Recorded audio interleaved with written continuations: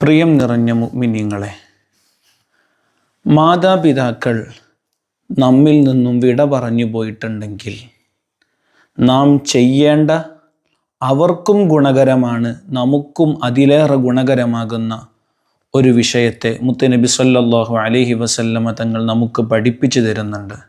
മഹാനാകുന്ന ഇമാം ഗസാലി റഹ്മത്തുള്ളാഹി അലൈഹി അവരുടെ ഇഹ്യാ ഉലൂമുദ്ദീൻ എന്ന് പറയുന്ന വിശ്വപ്രസിദ്ധ ലോകപ്രസിദ്ധ ഗ്രന്ഥത്തിൽ അത് രേഖപ്പെടുത്തി വെക്കുന്നതായി നമുക്ക് കാണാം.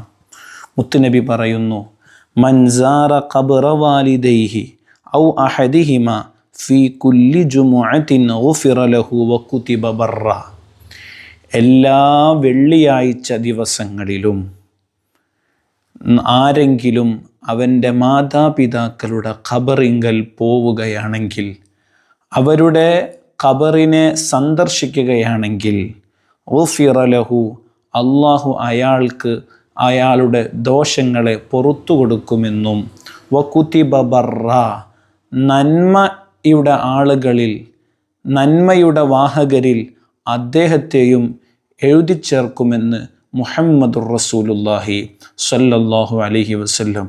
പരിശുദ്ധമായ വെള്ളി ദിനങ്ങൾ ഇത്തരത്തിലുള്ള കാര്യങ്ങൾക്ക് വേണ്ടി നാം സമയം കണ്ടെത്തിയേ മതിയാകൂ.